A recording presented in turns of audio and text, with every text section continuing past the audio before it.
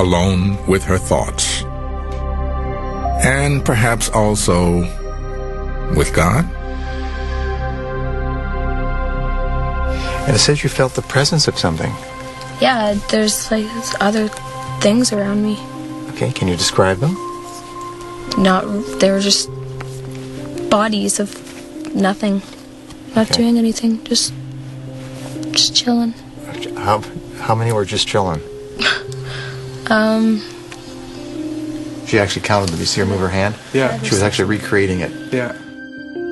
More than 80% of Dr. Persinger's subjects, whether they are religious believers or not, sense a presence from the God element.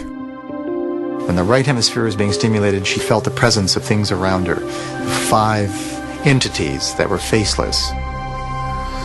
I couldn't see, like, down. My body was, like, up more, so I could only see, like, above. Oh, above? Yeah. Okay. She had these marked, intense feelings of visual sensations in always the upper visual field. Did you notice that? That's typical of the temporal lobe being activated.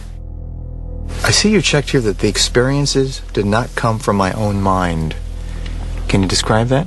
I was, like, watching myself. So it wasn't me feeling like I was watching myself lying on the road. I didn't feel like my head was attached to me. You felt like what? Nope, my head wasn't attached. Okay, so you felt like your head was detached and somewhere else. Yeah. Okay.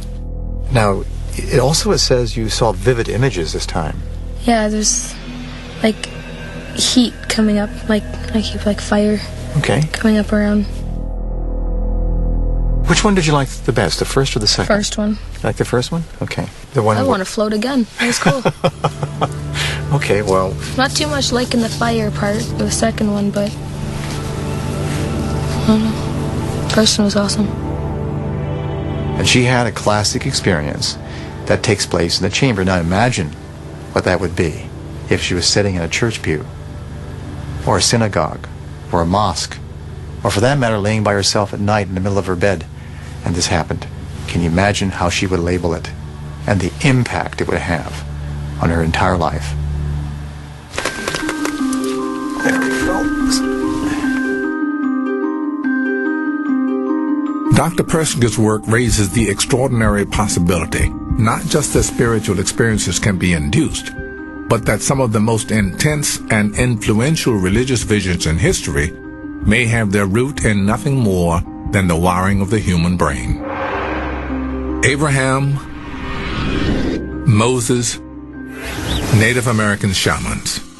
Almost all religious leaders and spiritual guides have attested that they were struck by vivid and thunderous messages from the Creator himself.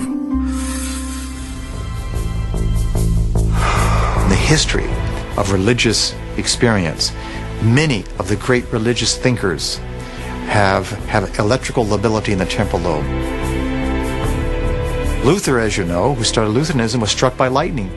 These are brief events that have powerful impact on people during those critical times of their life.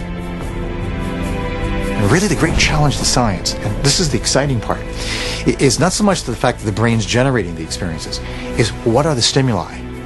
You've seen a few examples of the crude stimuli when we apply magnetic fields, but what about natural stimuli? What about stimuli that are manufactured or manipulated by societies? What about intrinsic chemical changes? And what about all those stimuli we don't know yet that can produce the most powerful experience in the history of humankind, the God experience?